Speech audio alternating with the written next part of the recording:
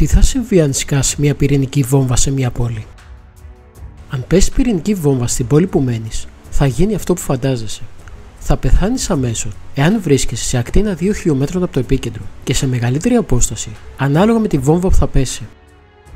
Σε περίπτωση όμως που δεν είσαι εκεί και επιστρέψεις μετά από λίγο στην κατεστραμμένη πόλη, τι θα συμβεί με την ακτινοβολία? Η ακτινοβολία που εκπέμπεται από την πυρηνική βόμβα μεταμορφώνει και τα βλαβή άτομα σε επικίνδυνα. Δεν χρειάζεται να γίνουν τόσες πολλές εκρήξεις για να καλυφθεί η φύλλος με ραδιενέργεια και να περάσει βαθιά στη διατροφική αλυσίδα. Απορροφάται όπως τα κόκαλά μας απορροφούν το ασβέστιο. Μόλις τα στοιχεία που εκπέμπει η πυρηνική βόμβα απορροφηθούν από τα οστά, διασπά το DNA των κυτάρων, δημιουργώντας καρκίνο των οστών και λευκαιμία. Έτσι, αν κάποιος επιβιώσει της βόμβας, θα νοσήσει σίγουρα από καρκίνο των οστών. Και όλα τα παραπάνω, αν βέβαια είχε επιβιώσει από τον καπνό, την τέφρα και την αιθάλη στην ατμόσφαιρα. Η ραδιενεργή σκόνη από μια πυρηνική έκρηξη είναι θανατηφόρα. Ένα σύννεφο σκόνης από μια πυρηνική βόμβα δεν φεύγει ποτέ. Επιπλέον, εκτός από το ότι η ανώτερη ατμόσφαιρα αυτομάτως θα γεμίσει άνθρακα, θα ξεκινήσουν τεράστιες δασικές και αστικές πυρκαγιές που θα απελευθερώσουν τεράστιες ποσότητες καπνού. Ακόμη και οι συντηρητικές περιβαλλοντικές προσομοιώσεις δείχνουν ότι εκατοντάδες πυρηνικές εκρήξεις θα έρθουν παγκοσμίως στη θερμοκρασία για αρκετούς βαθμούς. Μια ξαφνική παγκόσμια μείωση της θερμοκρασίας, ακόμη και μερικών μόνο βαθμών, θα ήταν καταστροφική για τον παγκόσμιο εφοδιασμό τροφίμων. Μιας και θα καταστρεφόταν το ρύζι και πολλά άλλα τρόφιμα. Αν σκεφτούμε και μόνο αυτή τη διαταραχή στην παραγωγή ρυζιού, θα μπορούσε να σκοτώσει εκατομμύρια σε όλο τον κόσμο. Ο φόβος μήπως η Κίνα, η Αμερική και τώρα η Ρωσία κάνουν πράξη την απειλή πυρηνικών απασχολεί όλο τον πλανήτη. Και μάλιστα έχουν γίνει και μελέτες για τις πιθανές καταστροφές και απώλειες σε περίπτωση που συμβεί κάτι τέτοιο. Υπάρχει μια δωρεάν εφαρμογή στο διαδίκτυο, η οποία ονομάζεται Nuke Map. Εκεί ο επισκέπτης μπορεί με μερικά κλικ να δει τις καταστροφές που θα μπορούσε να προκαλέσει μια ενδεχόμενη επίθεση στην πόλη του. Ο χρήστης της σελίδας αυτής μπορεί να επιλέξει την πόλη που επιθυμεί και στη συνέχεια τη βόμβα που θα μπορούσε να την πλήξει. Μάλιστα, οι επιλογές στις βόμβες είναι τόσες πολλές, αφού ο χρήστης μπορεί να επιλέξει από την πυρηνική βόμβα που χτύπησε τη Χιροσίμα έως και τις πυρηνικές κεφαλές που έχει χρησιμοποιήσει η Κίνα σε δοκιμαστικές βολές ή τις τελευταίες που έχουν τα ισχυρά κράτη.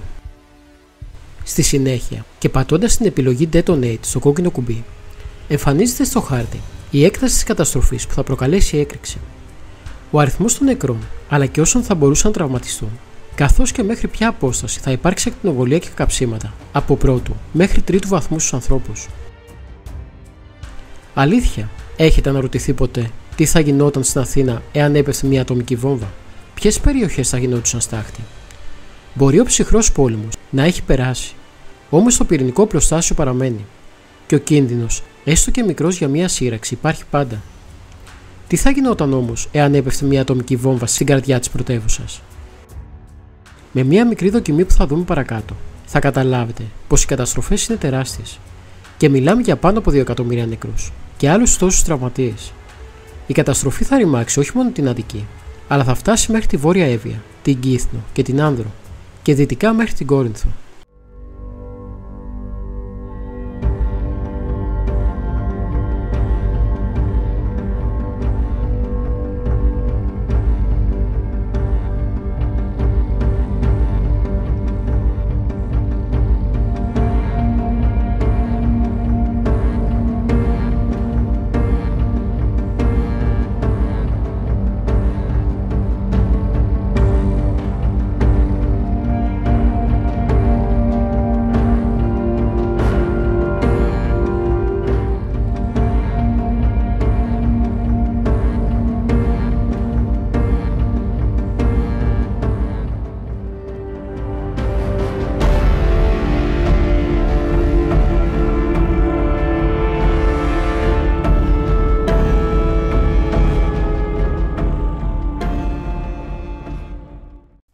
Μπορεί η Ελλάδα να αμυνθεί απέναντι σε μια πυρηνική επίθεση?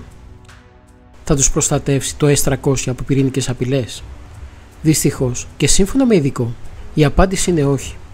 Τα ελληνικά S-300 που βρίσκονται στην Κρήτη θα ήταν ικανά να υπερασπιστούν μόνο την Κρήτη από αεροπορική επίθεση ή πιθανώς βαλιστικούς πυράβλους μικρής εμβέλειας.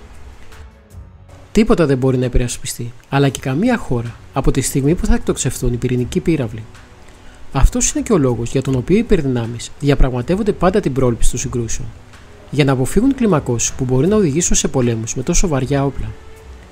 Όλοι ξέρουν ότι μόλις εκτοξευθεί ο πύραυλος, τότε ο χρόνος δεν γυρνάει πίσω. Κανείς και καμία χώρα δεν μπορεί πραγματικά να υπερασπιστεί τον εαυτό της από μια πυρηνική επίθεση. Επειδή το κράτος που κάνει την επίθεση θα χρησιμοποιήσει αρκετή δύναμη για να εξασφαλίσει ότι ο αντίπαλός του θα καταστραφεί. Ακόμη και η Αμερική δεν θα μπορούσε να υπερασπιστεί τον εαυτό της έναντι μιας πυρηνικής επίθεσης. Ένα πυρηνικό όπλο είναι ένας τύπος εκρηκτικού. Τα έθνη δεν αμήνονται ενάντια στα εκρηκτικά. Αμήνονται ενάντια στο όπλο που μεταδίδει το εκρηκτικό. Έτσι, τίθεται το ερώτημα: σε ποιον τύπο όπλου είναι αποτελεσματικό το S-300 που έχει η Ελλάδα στην Κρήτη? Ένας πύραυλος είναι μόνο ένα μέρος ενός αμυντικού συστήματος. Πρέπει να λειτουργεί ως μέρος ενός συνδεδεμένου δικτύου για τον εντοπισμό, την παρακολούθηση και την ανάλυση απειλών. Αν αναλογιστούμε το ευρύτερο δίκτυο, η Ελλάδα είναι μέλος του ΝΑΤΟ και η αεράμινά της είναι ενσωματωμένη στο ΝΑΤΟ. Δεν γνωρίζω τις λεπτομέρειες, αλλά θα στοιχημάτιζα ότι τα συστήματα του ΝΑΤΟ θα έχουν πιο εύκολο χρόνο να δουλέψουν με το Patriot από το S-300. Ευτυχώς όμως και η Ελλάδα έχει Patriots. Πρέπει όμως να λάβουμε υπόψη και τη γεωγραφία. Η S-300 είναι στην Κρήτη, ενώ η Patriot είναι αλλού. Έτσι, ενάντια σε ένα πύραυλο που εκτοξεύτηκε από την Αφρική, οι S-300 θα είχαν την πρώτη βολή, ενώ ένας πύραυλος που ερχόταν από τα ανατολικά θα εμπλακεί από τους Patriots. Επίσης, οι Patriots θα μπορούσαν να εμπλακούν σε οτιδήποτε δεν κατάφεραν να χτυπήσουν οι S-300 που βρίσκονται στην Κρήτη. Λοιπόν, γιατί να δώσουμε αυτό το διπλό στρώμα προστασίας από πυράβλους από τον Νότο και όχι από την Ανατολή? Γιατί ενάντια σε ένα πυράβλο από την Ανατολή, η Ελλάδα θα υποστηριχθεί και από άλλα συστήματα του ΝΑΤΟ, από ραντάρ του ΝΑΤΟ στη Ρουμανία και την Τουρκία. Και οι αμερικανικοί πύραυλοι αναχέτηση στη Ρουμανία μπορούν να προστατεύσουν την Ελλάδα. Αν κάποιος όμως στην Αφρική εκτοξεύσει ένα πύραυλο, την Ελλάδα την υπερασπίζεται μόνο η Ελλάδα. Αυτό σημαίνει ότι την υπερασπίζεται μόνο το S-300 που βρίσκεται στην Κρήτη και σε περίπτωση αποτυχίας οι Patriots.